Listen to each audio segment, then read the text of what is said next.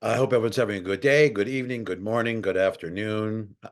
Here in Detroit, we're having what we affectionately call in February the 1 day ice storm. So yesterday it was nice. Today it's almost impossible to drive. It's ending. Tomorrow will be fine. It used to be, we used to say March comes in like a lion and goes out like a lamb.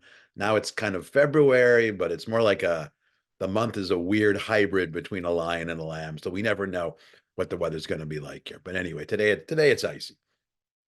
So yes, thank you for that, Sherelle. I really just to add to what you say, I'm glad everyone is enjoying these sessions because I'm really enjoying doing them. It's really an absolute pleasure to be part of this wonderful program. So today we're going to shift a little bit because in the last couple of sessions, we dealt with Leonard Bernstein and Broadway and jazz. And Aaron Copland. If I was describing this series as a meal, I would say that we just finished the entree, that Leonard Bernstein was really the end of the real heart of the meal. And what we have left in our last three sessions, I would definitely describe as dessert and coffee. Now, that's not to diminish what we're going to talk about from here on. It's important, it's interesting. And I'm saying this as someone for whom dessert is the best part of the meal. I could just eat dessert all day. Um, but I think we're talking about music that is more it's a little more familiar, but also we're moving from the realm of we've been really in the realm of high culture, and now we're moving back into the realm of pop culture of more grassroots stuff. When we talk about I think Broadway, jazz, Copeland, Bernstein, this is high culture.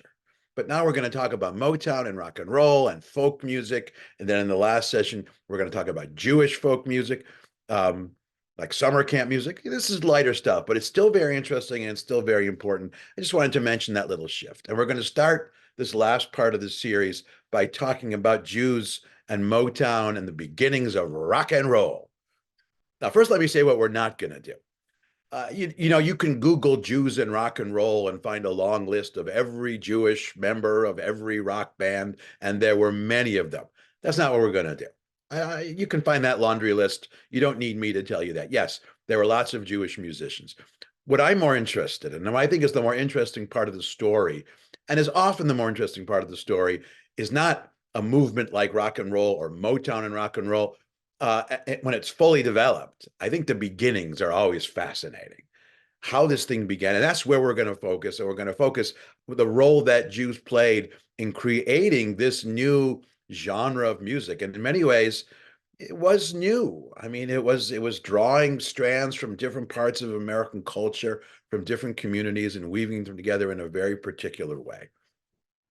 So let me start first. Well, let me also say that, at the beginnings of Motown and rock and roll, at the very beginnings, there weren't that many Jewish performers. At the beginning, the role that Jews are going to play are going to be as promoters, as record studio, excuse me, as studio owners, as songwriters. So we're with one important exception, most of the music we're going to listen to this week is not music that was being performed by Jews, but there's music that a lot of it's going to be written by Jewish songwriters, and we'll have something to say about that as well. But I think the place to start, certainly with the emergence of Motown and rock and roll, for Jews or the Jewish participation in all of this, it has what we might call, I don't know, a seedy or a sordid beginning. But don't worry, it's just the beginning that's sordid or seedy, because you really can't talk about Jews and their involvement in all of this without starting by talking about a guy whose name was Morris Levy. Now, Morris Levy, he often went by Mo. He was the founder of one of the first studios that signed a lot of the early Motown and early rock and roll singers, particularly those coming from the African American community. Like I said, he's a little bit of a seedy character.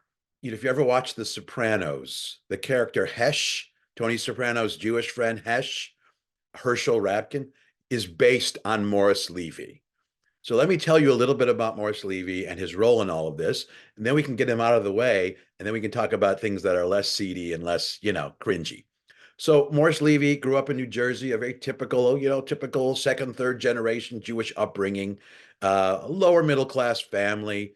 he went to work at the age of 13. He wasn't that terribly educated. He wanted to become independent of his parents, and he got involved. Well, he got involved in some criminal activities, but he also got involved he discovered one of the things he noticed is that in the music publishing and the music performing and promoting industry, there were certain types of music that, although they were around, they were being promoted to a very narrow audience, or a very limited audience, I should say. And he realized this was especially for the best music, or what he regarded as the best music, coming out of the African American community. Old style jazz, rhythm and blues was a sound that he really liked, and then early rock and roll music. And when I say had a limited audience, beyond the African American community and a very thin stratum of, more bohemian white people, very few people were familiar with this music. In other words, when Black performers would perform, they would usually perform at clubs where white people didn't even know they existed. They would be sort of off the beaten trail for white people. Occasionally, you'd have shows coming to the Apollo Theater in New York or places like that. But there was a lot of music out there, he realized, that simply was unknown to this very large audience of people who appreciated music, but simply had never really heard it. Or if they ever heard it, it would be something very exotic, on a one-time thing. It wasn't part of their day-to-day mainstream musical world. And he wanted to change that. So the first thing he did is, when he had the means, he founded a music club. He founded a jazz club called Birdland in New York City, and he would bring performers in, especially Black performers who didn't really have a chance to perform outside their own community, and give them a chance to perform to a broader audience.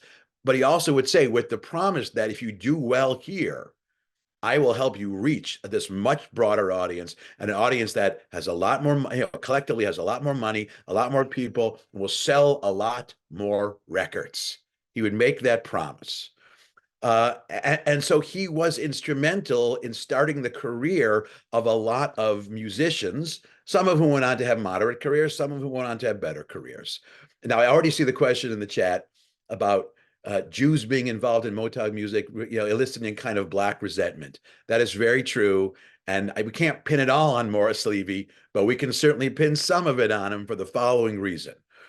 He wasn't only in it to promote music. If he was just someone who loved music, and he did, if he was just in it for the music, that would have been fine. He was also in it for the money. And I think when you think of someone like Morris Levy, to understand his role, imagine it. I would suggest thinking like this. He's kind of a hybrid between the entrepreneurial Jews who set up film studios a generation earlier. They discovered this unexplored, undiscovered genre and turned it into a very profitable business. So he's a combination of that with Jewish gangsters who also were making money, but in less upright ways. So instead of films, he was doing it with this new musical sound, which became instantly popular. As soon as this sound began to reverberate, so to speak, beyond the Black community, the people hearing this music, white people hearing this music for the first time, were absolutely blown away with it. I mean, just imagine if the only music you were raised on were crooners like Pat Boone, take him or leave him, and suddenly you heard Stevie Wonder, it would just be, or Chuck Berry, it would be absolutely mind-blowing. So that much, nothing terrible about that. But what Morris Levy, in order to maximize his own profit from this, he realized that a big part of the money wasn't just coming from people paying for the performances, but it was ownership of the songs. And what he started doing is, when people would come to perform songs, especially when there were songs written by Black songwriters, who sometimes were the songwriters and the performers, what he would do as part of his contractual arrangement with them, basically he said, I'll let you perform these songs at my club and help you reach this broader audience if you add my name to the sheet music as one of the writers of the music. So he took credit or co-credit for a lot of music that he didn't write, which enabled him to suck down a lot of the royalty money for himself. That, truth of the matter is, it rightfully belonged to the people who had sung it and perform it. That was a little bit fishy. Now, if you watch The Sopranos, that's what Heshe does. He is taking advantage of these aspiring musicians who need someone to connect them with the audience, and he's making them settle for these less than ideal terms. And Morris Levy did that again and again and again. He was notorious. And until a certain point, and this is really in the 50s especially, he was largely unchanneled, unchallenged. He was the first one to have this idea, and for a time he had the market cornered. Especially, think about it, in the 40s and the 50s, this was a time when Black promoters, Black songwriters, there was no way they were reaching this audience by themselves. This is pre-Civil Rights Act. This is during the age of segregation, especially in the states where a lot of these people lived in the South. And even in East Coast cities like Philadelphia, which were still segregated in a lot of ways, they had to go along with Morris Levy. They were making less money, but it was their only chance to make any, or to really tap into this larger market at all. They had to make that devil's bargain. So the resentment among Black people against Jewish promoters, Morris Levy wasn't the only one. There were other ones who were doing it on a smaller scale, but he was like the Al Capone of all of this. It wasn't just that he was doing it a lot. He was really good at it. And good in this case, means really bad. He's really bad because he was really good. He was taking advantage of a lot of aspiring artists. And in a way, he was turning music, which for many people has a certain pure aesthetic to it, into something very money oriented and profit oriented. So he cast a very negative shadow over this, so to speak. Not to mention that many of the artists he was working with, they had this stereotypical image of Jews as being cheap, as being crooked, as being Shylock. They were raised in these Christian communities and taught to believe that. And while in reality, it wasn't true. If the first Jewish person you worked with was Morris Levy, yeah, you were going to think it was true. If you saw Morris Levy, yeah, he's Shylock, he's doing the devil's work, whatever. A lot of resentment came from him personally. Not all of it, but without Morris Levy, there wouldn't have been as much. Now, that's the Morris Levy part of the story. See, now we're done with Morris Levy, and now we can enjoy the rest of the story. But you can't tell the story without Morris Levy. The first promoter within the African-American community who really figured out a way to move this forward without the help of a Morris Levy was Berry Gordy. Berry Gordy, he is the one who started the Motown label and the whole Motown movement, which, as you know, Motown is short for Motor City or Motor Town, Motor City. It started in Detroit, my own hometown. And that's where that's where he started his operations. And he was able to do what Morris Levy was helping with elsewhere. He was able to do it by himself because he was, for a lot of reasons, he was very charismatic. He had this ability to be very forceful and pushy, but also appear to be respectful at the same time.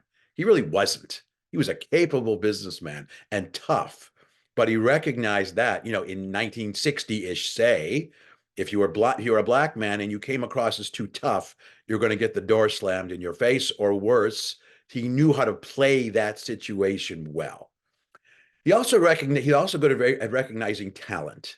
And one of the things that Berry Gordy realized is that he's not going to. It would make no sense to assume that all Jews were Morris Levy. To his credit, he didn't.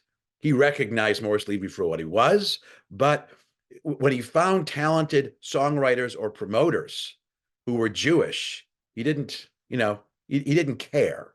One of Berry Gordy's strengths was to look at a person and not care who they were, but look at them as a person who enjoyed music or had a musical sense or a musical ear, but also that musical nose to be able to understand or spot when an artist had potential or when a singer had potential. Because in this business, the difference between an artist being good and being great was very subtle. It was a very fine line. or the difference between an artist, a singer being able to write one song as opposed to being able to write a whole catalog of songs. It was very subtle. And the trick was to figure out which was which. So if you heard a performer or a song, and you could, if you didn't think that the songwriter or the performer had it, the trick was to be able to dismiss it. More difficult was to have someone write one great song, and then at that point, you have to ask yourself, how much money am I going to invest in this person? How much time am I going to invest in this person? How much reputation am I going to invest in this person? Knowing that this might be a one-hit wonder. And the one-hit wonder was very common in that industry. I would say that the one-hit wonder was more common in this genre than it was being a Broadway songwriter or a jazz songwriter or even a composer of classical music. Because this music, because it was so much more improvisational, because it was so much more from the heart, you're basically building from the ground up. It wasn't bound. They weren't the pre-existing rules as there were, let's say, in classical music. There are rules to say something is good or not. If you wrote an opera, and you basically, if you met the basic standards of what an opera is supposed to sound like, then you are halfway towards writing something good. Not to diminish the difficulty of writing an opera. It sounded good if it sounded good. That was really the only rule. And for Berry Gordy and the people he surrounded himself with, the trick was really figuring out, spotting early on. And see, spotting someone too late was often a problem, because either you invested in someone and they went bust, or they turned out to be mediocre or a one-hit wonder, and that money and time was gone, and your reputation as a promoter might be tarnished for next time. But also, not investing in someone and they go and work with someone else, you miss out in that way. You really had to spot, and you had to be able to spot early. And Berry Gordy surrounded himself with people who were able to do that. And among this group were Jewish promoters and songwriters who came to be known as the Motown Mensches. And these were people who actually had that talent.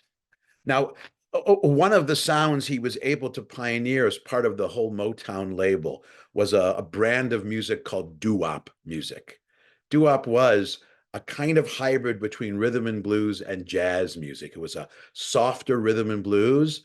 It had some jazz in it. It tended to be a little more upbeat than regular rhythm and blues music. And there were a lot of black doo-wop groups all over the place. They were very common. But occasionally you'd find an example where what we might call white doo-wop. That's what it was known then, white doo-wop, where there are groups they could sing that style of music, even though they weren't black. And here, among those, occasionally there would be a Jewish white doo-wop, or a Jewish doo-wop group. The most famous of these, and here's our example of Jews actually, this is going to be our Jews singing example this week. There was a doo-wop group in Detroit toward the end of the 1950s who were called the Valadiers. I don't think they're that well known. It was five boys, and they're five young men, all of whom were from Detroit. They'd all grown up together in the Jewish neighborhood. If you know your Detroit geography, 3 of them went to Oak Park High School together. 2 of them went to Mumford High School together. For those of you not for Detroit, let me translate that. Mumford High School was the last high school in the city of Detroit that had a lot of Jews. And Oak Park High School was the first suburban Detroit high school that had a lot of Jews. So there is this generational difference. So in my own family, my uncle went to Mumford. His wife, my aunt, who's about 4 years younger, they were right on the cusp. She went to Oak Park High School. And my parents, who are a little older, they went to Central High School. That was the neighborhood before Mumford. Every city's got this. But Mumford and Oak Park, they were going to different high schools, but they all knew each other because they were part of the Jewish community. They would play basketball at the JCC together. They were in youth groups together, and they're all pretty musical. And these 5 guys, they formed this doo-wop group called the Valadiers. They were moderately successful. Eventually, they were noticed. They were signed to record, but ultimately they really only came up with one really hit song, which was called Greetings, This is Uncle Sam. So let's take a listen to the to Greetings. This is Uncle Sam by the Valadiers.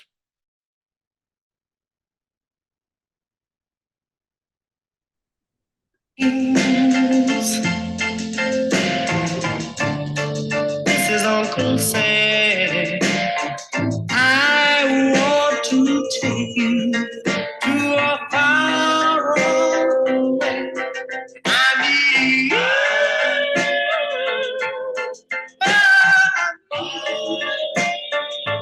Yes, I do.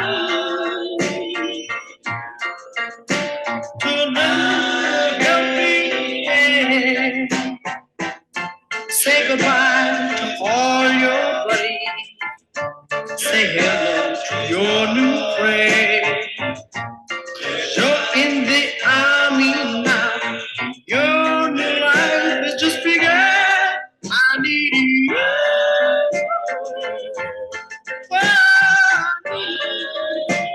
Just out there, Sherelle. It's pretty good doo-wop. I think you'll agree that's probably not the best doo-wop music you've ever heard. It's probably why you've never heard of the Valadiers. But let's give the props. Five nice Jewish boys were able to do that, and people would come to see their shows, and not just Jews and their families. They would actually come to perform. They even perform at clubs that were African American clubs, black clubs, and perform there too. So to their credit. But as far as the people working with Berry Gordy, they were mostly involved as songwriters and promoters. Berry Gordy, he himself was a really good, not only had a good eye for talent. His whole goal for Motown music, this is the way he described around 1960 his goal for Motown music. Quote, "I wanted songs for white people, black people, Jews, Gentiles, cops, and robbers. He wanted songs that everyone would like. They would have this broad, almost universal appeal. And in many ways, he was able to do it." So let me give you a couple of examples of songwriters and promoters. So as songwriters go, I think one of well, let's start with a couple of examples of promoters. In his search for talent, people who were good at it. One of the ways we know that Berry Gordy really was looking for talent is he wasn't only looking for men. He was convinced that women could be just as good at spotting talent as anybody. And a couple of his important eyes for talent were two young Jewish women. One of whom was named, was named Deborah Chesler. Deborah Chesler, she was someone who came to know Berry Gordy, was part of that world. And among other groups that she discovered a black doo-wop group called the Orioles. And the Orioles, we don't necessarily hear too much about them anymore, but in the early years of doo-wop, the Orioles were really good. And she started with them from the beginning. She found them playing in a small club. She approached them. She told them who she was. And basically, you got to kind of picture, I would say, I don't know, if Mrs. Maisel was a song promoter. She had that strength of personality. She was funny. She put people at ease. And she had a certain charisma. The Orioles, they made her their promoter, and she basically helped them have a real career. Just to give you an example of what she heard, let's listen to one song by the Orioles called "It's Too Soon to Know." This is one of the songs that Deborah Chesler discovered. Does she love me? It's too soon to know. Can I believe it when she tells me so? Is she foolish? Is it all a game? Am I the fire or just another flame? Oh, one-sided love would break my heart. She may be just acting and playing the part. If she don't love me, let her tell me so. I can't hold her. If she wants wants to go, though I'll cry when she's gone. I wonder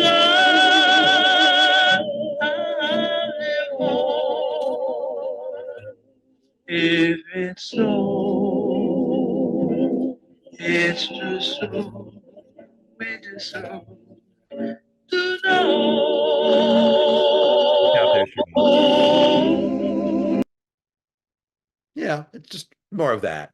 Now, what I think was important with someone like Deborah Chesler is that this is a point where Morris Levy was already well known, and there was this notion, be wary of Jews. But when a group like that would work with a woman like that, who they knew was Jewish, and she would be kind and polite and very respectful to them at a time when a lot of people were not, especially a lot of white people were not respectful to them, it counterbalanced the negative image that Morris Levy was projecting of Jews in the music industry. So a song promoter like that was very important. And I think the same thing is true of songwriters, Jewish songwriters. So probably one of the most noteworthy songwriters was a guy who wrote under the name of Ron Miller. His original name was Ron Gould.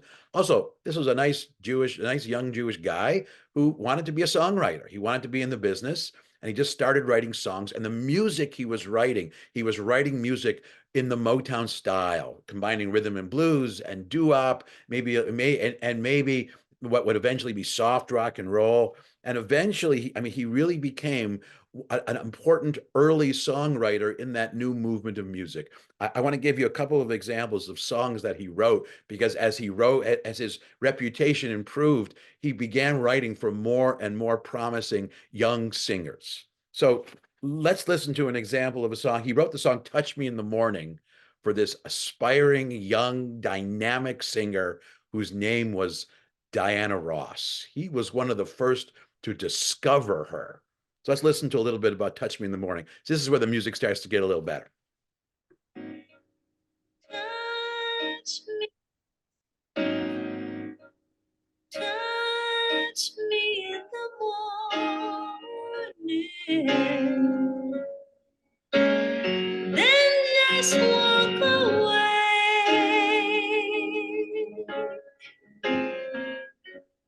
We don't have tomorrow,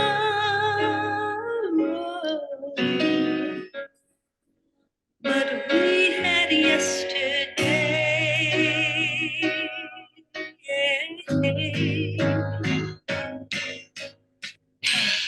Wasn't it me who said that nothing good's gonna last forever? And wasn't it me who said let's just be glad for the time together? It must have been hard to tell me that you've given all you had to give. I can understand you're feeling that way. Everybody's got their life to live. I can say goodbye in the cold morning light, but I can't watch life die in the warm of the night. If I'm to be strong, don't you know I need to have tonight? And you must tell you know I need to lie and think about the last time that you touched me in the Up morning. there, Sherelle. There. There are other recordings of that as well. That was that. I wouldn't call that her breakout song, but it was an early one of her songs. This was the one that really she was already discovered, and she was already moving up. This was one of the songs that it propelled her, but it's a song she continued to perform in concert almost, I think, to the end of her career. It really was one of her top songs. And if you're a songwriter like Ron Miller, and you wrote a hit song for Diana Ross, a performer like that would say, well, you wrote me one good hit song, you got to keep writing for me. Those kinds of relationships were typically not one-off. You would write another one and another one, and he wasn't her only songwriter, but he was part of her entourage, or her bag, her portfolio of songwriters, because he wrote her this great hit song.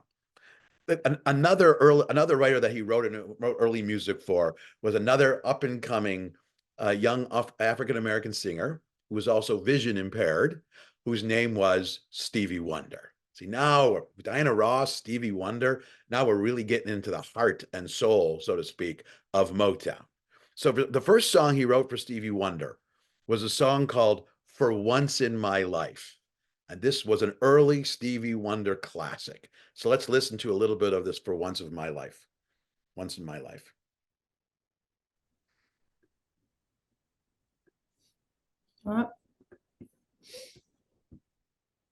Stevie Wonder. Stevie Wonder.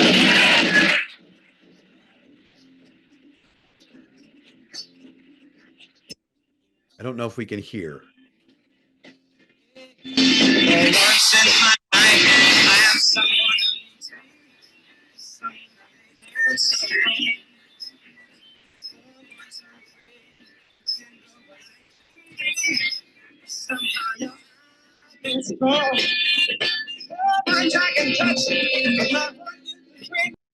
You know, Sherelle, if you want to stop, I can try sharing. I can try it from my computer. Why don't you stop and I'll open up one and share it from here. Can you not hear it? The song it's cutting in and out. It's kind of the sound is not great. You can see that it's playing, but we can't. I can't hear at least.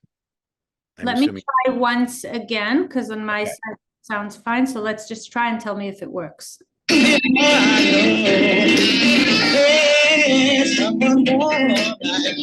better. No, not working. Not great. That's very strange. Here. Do you want to try and share it from yours? Yeah, let me give it a quick try. This is an early. Yeah, I've got one right here. I got a different recording. Right, let me just see here. Wait, now I got to find the. Wait, where did it go? No, it just disappeared. Hold on. Oh, I was actually singing on your computer. Just a minute. Let me just a minute. Hold on.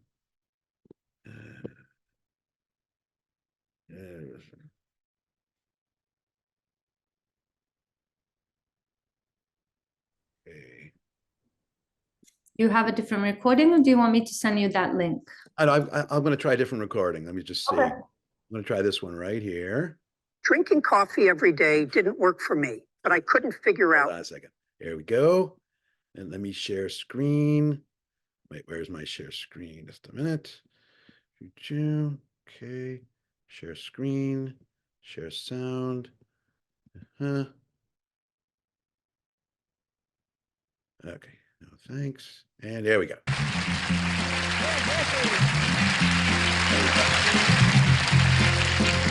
For once in my life, I have someone who needs me, someone I've needed so long. For once unafraid, I can go where life leads me, and somehow I know I'll be strong. For once I can touch what my heart used to dream of long before I knew. Oh, someone warm like you would make my dream come true. Yeah, for once in my life, I won't let sorrow hurt me, not like it hurt me before. For once I have someone I know won't desert me. I'm not alone anymore. For once I can say, this is mine, you can't take it. Long as I know I have love, I can make it. For once in my life, I have someone who needs me. Hey, hey, hey, yeah. Oh, they love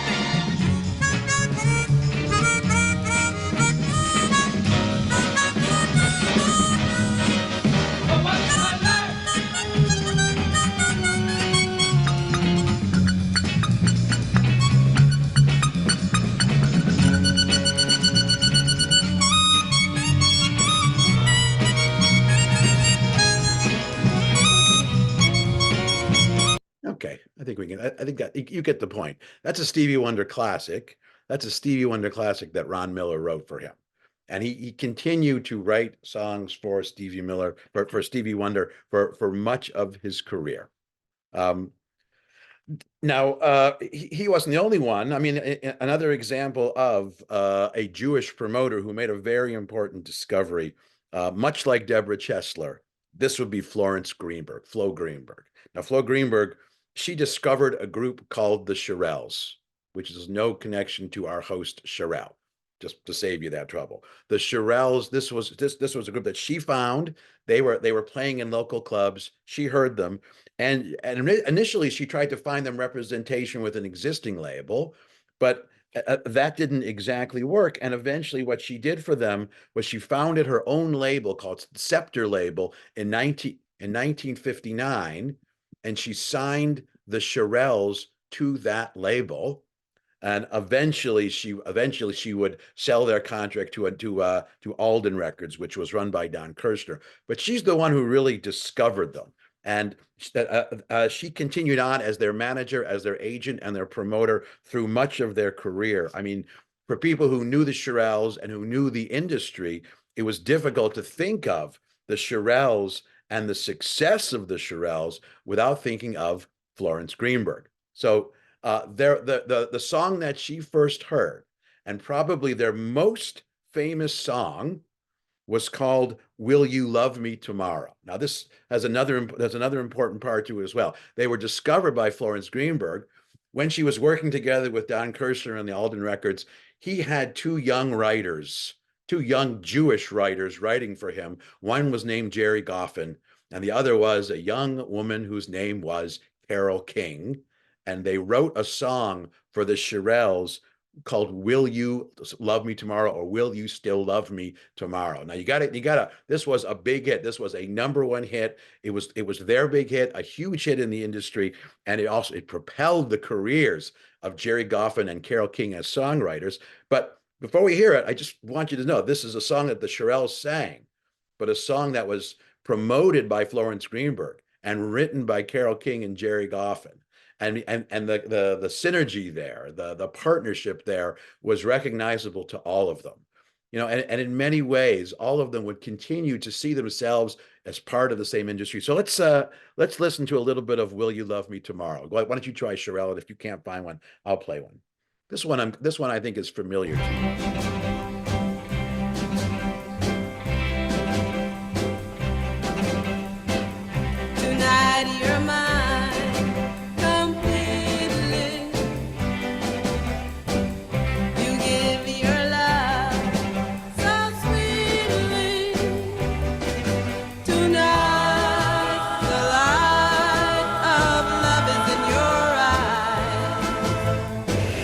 But will you love me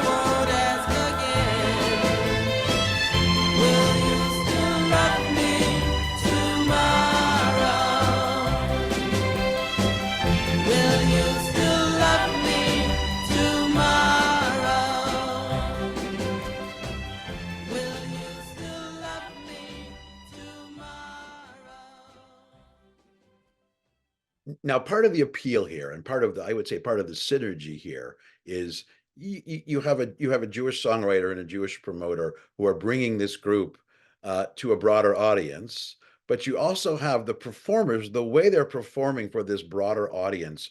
In a way, they've softened the performance in certain ways. In other words, they're used to performing at clubs and for an audience that I would say was less puritanical or less Puritan in what it was willing to tolerate from women standing up publicly dancing.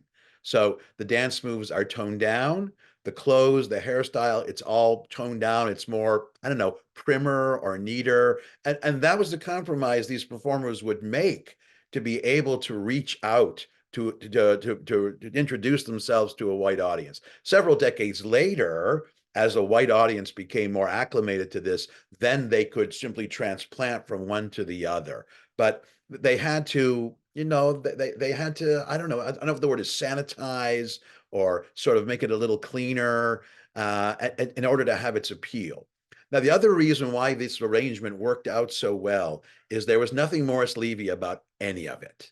The people working together were really upright. I mean, Florence Greenberg, Deborah Chesler, Don Kirshner, they were all in it about the music. No one, they didn't mind making the money, and they all made a decent living out of it, but no one was in it just to make a buck. This wasn't about profit. It was about music. These were genuine musical people. And I don't just mean the performers and the songwriters, but also the promoters and the people who own the record labels. They're generally and genuinely interested in the promotion of music. Now, you might be wondering at this point, there is a conspicuous songwriter, a Jewish songwriter I have not mentioned yet as part of all of this, and that, of course, is Burt Bacharach. Burt Bacharach at this point is writing, well, basically he's writing crooner type music. He's writing music for singers who are more along the lines of, let's say, Pat Boone or Johnny Mathis than for these up and coming, this new genre of music. But eventually he's going to be drawn in it too.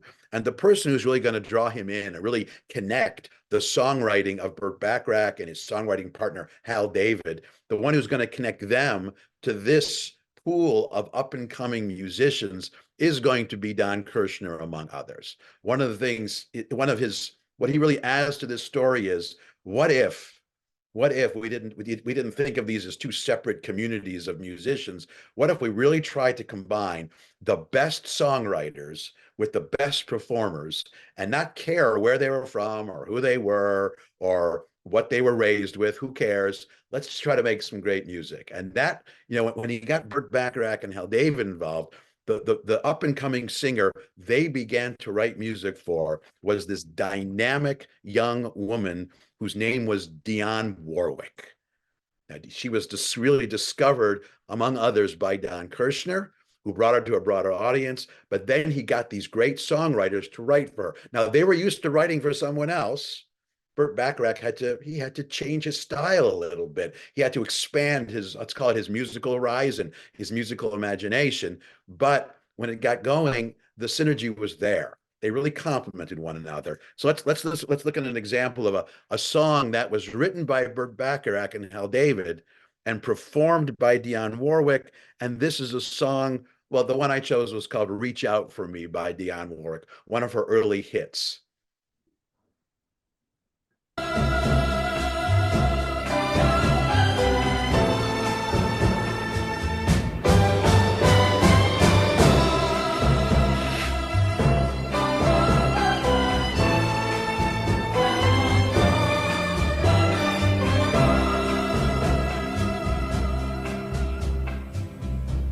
When you go through a day and the things that people say, they make you feel so small. They make you feel that your heart will just never stop aching. And when you just can't accept the abuse you are taking, darling, reach out for me. Don't you worry, I'll see you through. You just have to reach out for me.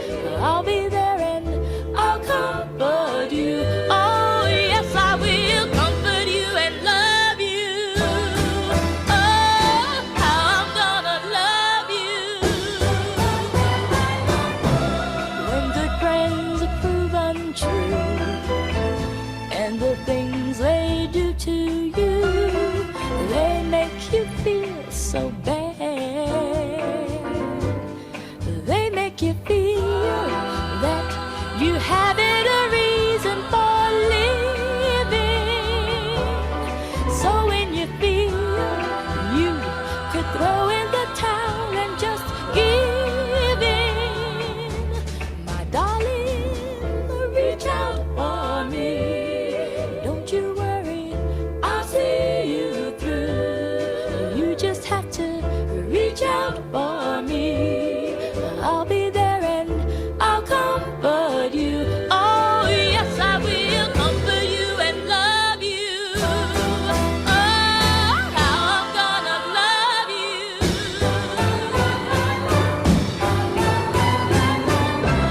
Reach out, reach out, reach out.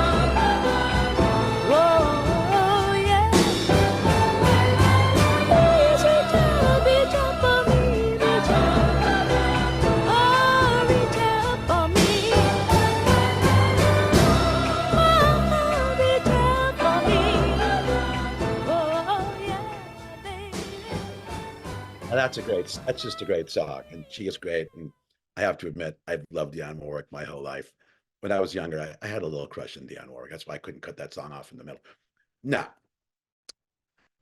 let me finish with this question, where all of this is leading, because what did all this imply, or what are the implications of this for the role of Jews with rock and roll music when it really came to hit its stride in the 60s or the late 50s and the 60s? Well, I think the impact is as follows. You know, when music historians talk about the origins or the beginnings of rock and roll, they're talking about the marriage between two different music traditions. One is the country bluegrass tradition. Let's call it the Elvis Presley side of rock and roll, with rhythm and blues, like the Chuck Berry side of rock and roll. So both Elvis and Chuck Berry, they're both hybrids of rhythm and blues and country and bluegrass music. Now, the reason I think this is significant is that at least one of these musical traditions, country and bluegrass, Jews had very little role, very little connection, very little interest. So it's the connection wasn't coming from there. And if rock and roll had been predominantly an extension of just bluegrass music, because it came from the South, because it came from a place where a lot of Jews weren't doing that, because it just, it came from the part of the country where people were not that very receptive of Jews would not have had as prominent a place. Similarly, I'd say that rhythm and blues, I mean, in and of itself, part of its roots were in gospel music, which was church music, which was also something that Jews didn't have much access to, and frankly, not that much interest in. So the fact that there was this Motown music that was combining rhythm and blues with a little bit of jazz where Jews already had some entree, this was, it was kind of a narrow path into a world made up of two different traditions of music that really weren't that accessible to or attractive to that many Jews. And this is what allowed Jews to, it connected Jews with this burgeoning rock and roll industry.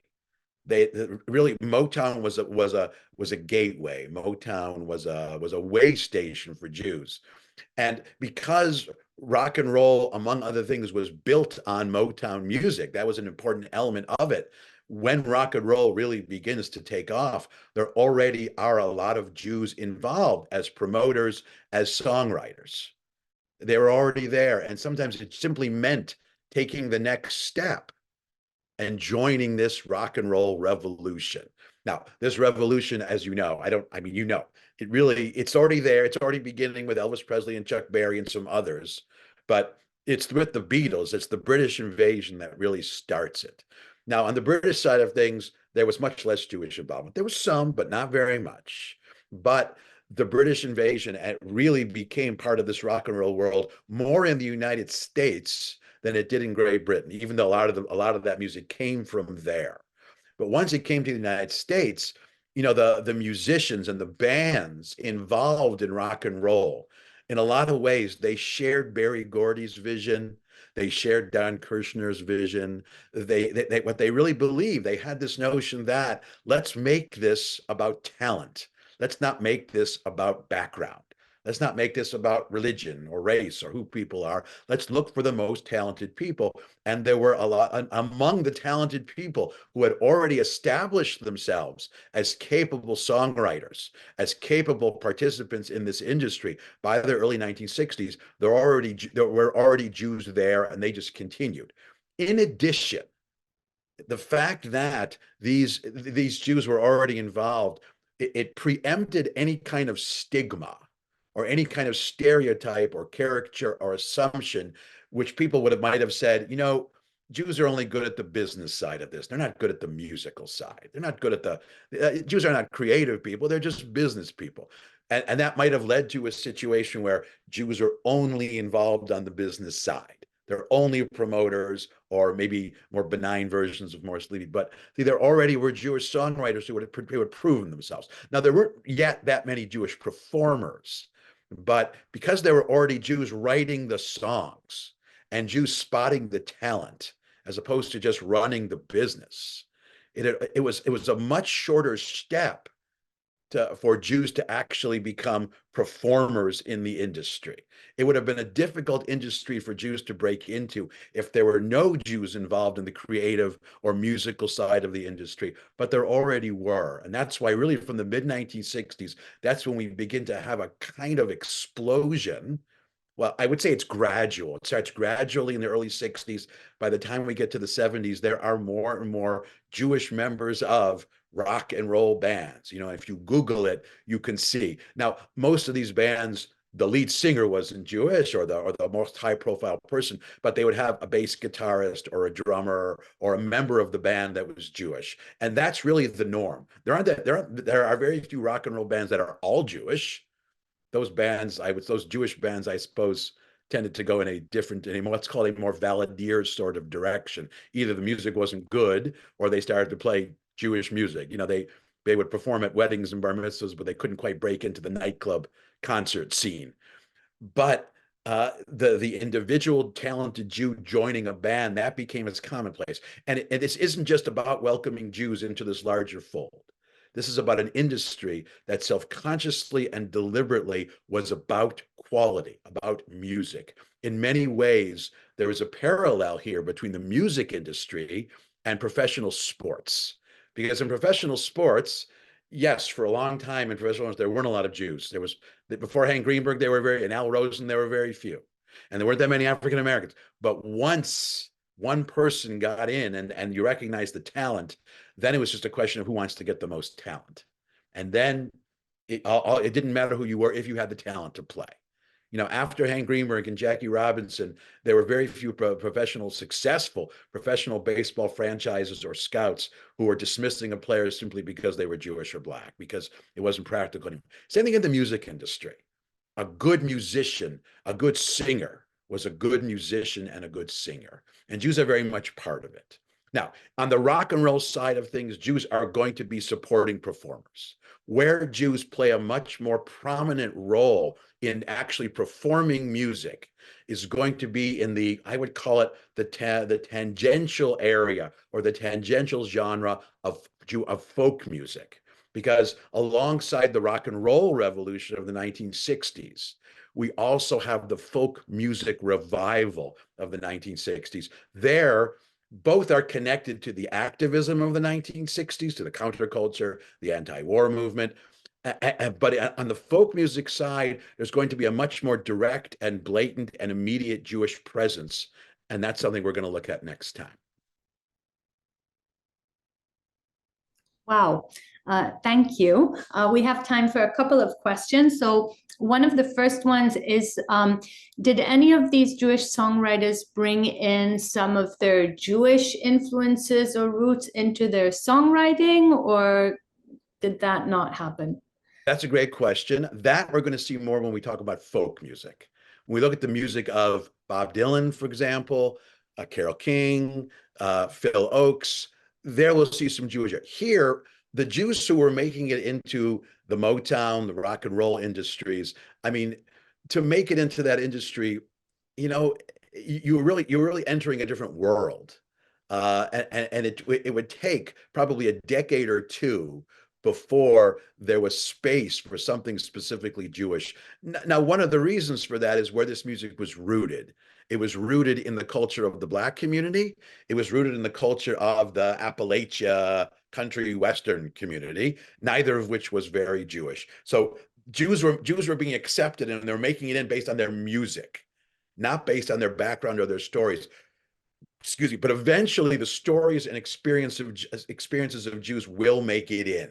They would become part of it. But and the first step towards that entree is going to be in folk music, because folk music is more about stories. So one more question we have here from Jeffrey. How does Alan Freed fit into this history? Oh, great question. Alan Freed, yeah, Alan Freed is the guy who coined the term rock and roll, although interestingly, Morris Levy took credit or tried to take credit for coining the term rock and roll, and Alan Freed kind of sued him. But I would say it's a great question, and I'm glad I didn't forget to mention Alan Freed. He's a version of a music promoter. He wasn't promoting individual bands. He was the first to use radio to broadcast this music. It's a great example of someone Jewish being not only a promoter, but maybe the promoter of this new music. He would play it on the radio. He initially got pushback for it, but he kept playing the songs until people, and especially young people, realized how great this music was. So yes, I would put him in the category of a kind of music promoter. Thank you. Thank you, Howard. Thank you, everyone, for being with us. Have a good day, good afternoon, good evening, or good night, wherever you are. And we look forward to seeing you in our next programs. Howard, I hope you can see the compliments coming in. So thank you very much. Bye, everybody.